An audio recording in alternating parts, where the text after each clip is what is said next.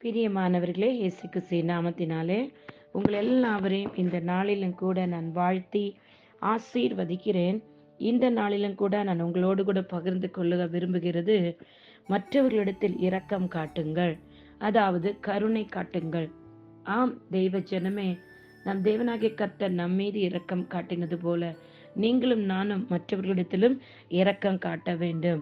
வேதாகமத்திலிருந்து நாம் வசனத்தை வாசிக்கலாம். நீதிமொழிகள் 19வது அதிகாரம் 17வது வசனம். Proverbs chapter 19 verse 17. ஏழைக்கு இறங்குகிறவன் கர்த்தருக்கு கடன் கொடுக்குகிறான், அவன் கொடுத்ததை அவர் திரும்ப கொடுப்பார்.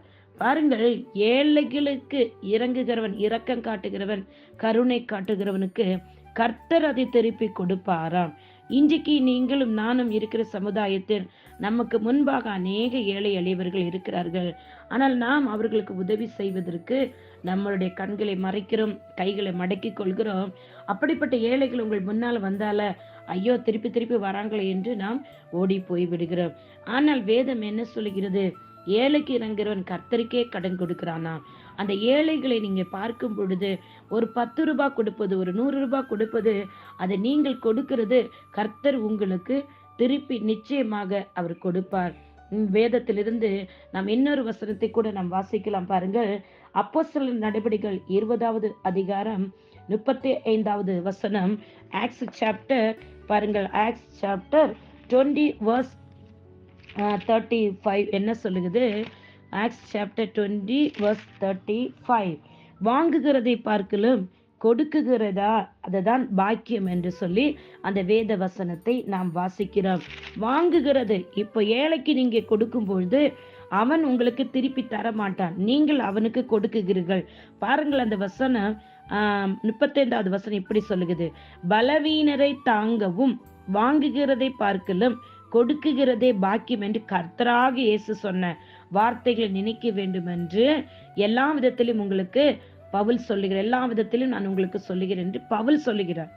ஏன்னா ஏலங்கி கொடுத்தோம்னா திருப்பி தர முடியாது.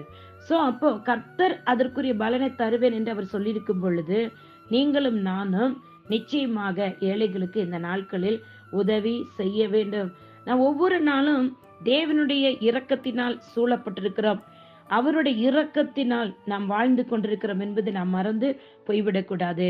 அவருடைய குணத்திலும் அவருடைய செயல்களிலும் நாம் ஒன்றித்து வாழ்கிறவராக கிறிஸ்து இயேசுவுக்குள் கட்டப்பட்ட பிள்ளைகள் தங்களுடைய வாழ்க்கையில ஒவ்வொரு நாளும் நன்மைகள் செய்ய வேண்டும். அப்படி நீங்கள் இரக்கம் காட்டும் போது அதுதான் கருணையாக மாறுகிறது. கருணை என்று சொன்னாலே இன்றைக்கு அநேக இடங்களை பார்த்தீங்களா, கருணை இல்லை என்றெல்லாம் பெயர்கள் வைத்திருப்பார்கள். விதவைகளை, அனாதைகளை வைத்து நடத்துகிற அந்த இடங்களுக்கு கருணை இல்லை என்று வைத்திருக்கிறார்கள். அப்போ அவங்களுக்குள்ள இரக்கம் வந்துதான், ஒரு மனிதனுக்குள் ஒரு மனிதனை குறித்து இரக்கம் வந்த உடனே அவர்கள் மற்றவர்களுக்கு உதவி செய்ய வேண்டும். அந்த இரக்கமானது கருணையாய் மாறுகிறது. அந்த கருணை எப்படிப்பட்டது? அன்பின் நிமித்தம், அன்பின் நிமித்தம் தனக்கு உள்ளதை எல்லாம் அவங்களுக்கு செய்யணும், அவங்களுக்கு ஏதாகிலும் செய்ய வேண்டும் என்று உள்ளிலிருந்து வருகிற அந்த இரக்கம், அன்பு, பாசம், தயவு, இதெல்லாம் சேர்ந்து வருகிறதான் கருணை. ஆம் பிரியமான சகோதரனே, சகோதரியே, தேவன் விசுவாசிகள் ஒவ்வொருவரையும் பார்த்து நாட்கள் கேட்கிறார், நீங்களும் மற்றவர்களுக்கு இரக்கம் செய்கிறவர்களாக, அவர்கள் மீது கருணை காட்டுகிறவர்களாக நீங்கள் நிச்சயமாக இருக்க வேண்டும் என்று என் தேவனாகிய கர்த்தர் விரும்புகிறார். பாருங்கள், வேதாகமத்திலிருந்து நாம் வாசிக்கலாம் ஒரு வசனத்தை கூட. கலாத்தியர் 6வது அதிகாரம் 10வது வசனம் இவ்வனமாக சொல்லுகிறது. பாருங்கள், ஆகையால் நமக்கு கிடைக்கும் சமயத்திற்கு தக்கதாக யாவருக்கும், விசேஷமாக விசுவாச குடும்பத்தர்களுக்கும் நன்மை செய்ய கடவோம். உங்க எதிராளிகளை நேசிங்க பிரியமானவர்களே. இந்த வார்த்தையை கேட்கிற நீங்கள் ஒவ்வொருவரும் தேவன் இரக்கமுள்ளவராய் கருணையுள்ளவராய் இருந்தது போல நீங்கள் உங்கள் எதிராளிகளை இந்த நாள் இந்த வார்த்தையை கேட்டு நேசிக்க தொடங்குங்கள், இரக்கம் காட்டுங்கள், அவர்களுக்கு நன்மை செய்யுங்கள். எதையும் திரும்ப பெற எதிர்பார்க்காமல் அவர்களுக்கு நீங்கள் நன்மை செய்யும் பொழுது உங்களுடைய வெகுமதி என்னவா இருக்குமா? பரலோகத்தில் பெரிதாக இருக்குமா? நீங்கள் உன்னதமானவரின் பிள்ளைகளாக அப்பொழுது இருப்பீர்களாம். ஏனென்றால் அவர் நன்றி உள்ளவராயிருக்கிறார். அவர் துன்மார்க்கரிடத்திலும் இரக்கம் காட்டினார். சிலுவையில கிறிஸ்து இயேசுவை எவ்வளோ பாடுகள் படுத்தினார்கள், எப்படி காயப்படுத்தினார்கள், அவரை காரி துப்பினார்கள். அந்த இடத்திலும் இயேசு கிறிஸ்து இவர்கள் செய்வது இன்னதென்று அறியாமல் செய்கிறார்கள், இவர்களுக்கு மன்னியும் என்று சொன்னார். பாருங்கள், என் இயேசு கிறிஸ்து அவர் நன்மை செய்து கொண்டேதான் இருந்தார் பூமியில் இருக்க நாளில். அதுதான் இரக்கம். அவரிடத்திலிருந்து, பிதாவாக தேவனிடத்திலிருந்து அவருக்குள் வந்த நற்பண்புகள், அந்த இரக்கம், அந்த நன்மை, அந்த அன்பு, அது அவருக்குள்ளிருந்து தன்னுடைய ஜனங்களுக்கு அவர் தீவிரமாக கொடுத்தார். அவர் மறைத்து வைக்கவில்லை. அவர் எல்லாவரையும் ஒரே போல நேசித்தார். ஏழை எளியவர்களை எல்லாவரையும் விசாரித்தார். இன்றைக்கும் திக்கற்ற பிள்ளைகளும் விதவைகளும் உங்கள் சமூகத்தில் இருப்பார்கள் என்றால் நிச்சயமாக நீங்கள் அவர்களுக்கு உதவி செய்ய வேண்டியவர்களாய் இருக்கிறீர்கள். பாருங்கள், வேதத்தில் இன்னும் அதிகமாக சொல்லப்படுகிற நீதிமொழிகள் நிறைய வசனங்கள் இருக்கிறது. ஊமையர்களுக்கும் ஏழைகளுக்கும் திக்கற்றவர்களுக்கும் உன் வாயை திற என்று வேதம் சொல்லுது. நீங்க இந்த நாட்களில் ஊமையர்களுக்காக, கண் பார்வையற்றவர்களுக்காக, வலியுறுத்தல் இருக்கிறவர்களுக்காக உங்கள் வாயை திறங்கள். மற்றவர்களுக்கு உதவி கேளுங்கள். உதவி கேட்டு மற்றவர்களுக்கு செய்வதில் தயங்காதீர்கள். அவர்களுக்கு நன்மை செய்வதில் நீங்க சோர்ந்து போகாதீர்கள்.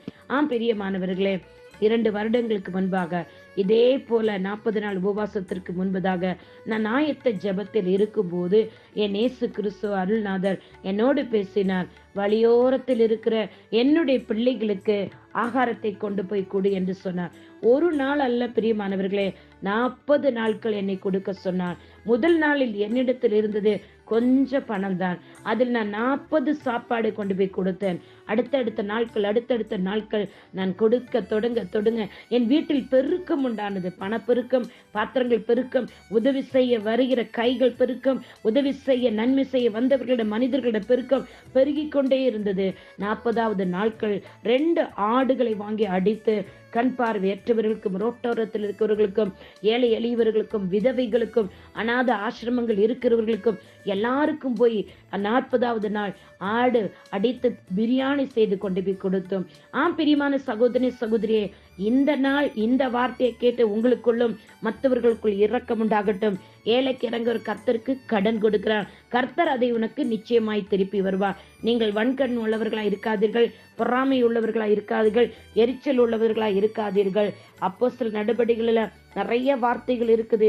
நீ அப்படிப்பட்டவனாய் இருந்தால் தேவன் உன் மீது இரக்கம் நிச்சயமாய் காட்ட மாட்டார். இன்றைக்கும் கர்த்தருடைய கண்கள் தயவும் இரக்கம் பெற நீங்க விரும்புகிறீர்கள் என்றால் நீங்கள் மற்றவர்களுக்கு இரக்கம் காட்டுங்கள், கருணை காட்டுங்கள். நிச்சயமாக கர்த்தர் உங்களை ஆசீர்வதிப்பார். இயேசு கிறிஸ்து நாமத்தினால பிதாவே, இந்த வார்த்தை கேட்கிற இவர்கள் ஒவ்வொருவரும் இன்றைக்கு தொடப்படட்டும் அப்பா. இவர்களும் மற்றவர்களுக்கு அப்பா இரக்கம் காட்டுவர்களாக, அன்பு காட்டுவர்களாக, கருணை காட்டுகிறவர்களாக இருக்கட்டும். இந்த வார்த்தையை கேட்டு அப்படியே விட்டு விடாதபடி ஏழைகளுக்கு உதவி செய்ய இவருடைய இருதயங்களை தொடுங்க, இவர்களுடைய கைகளை திறங்க, வழிவாசல்களை திறந்து கொடுங்க அப்பா. நீர் இவர்கள் மூலம் வெளிப்பட போகிறதற்காக ஸ்தோத்திரம். இயேசு கிறிஸ்து நாமத்தில் பிதாவே, ஆமேன். உங்களுடைய சகோதரி evangelist Sheela Rosario. God bless you all. ஆமேன், ஆமேன், ஆமேன்.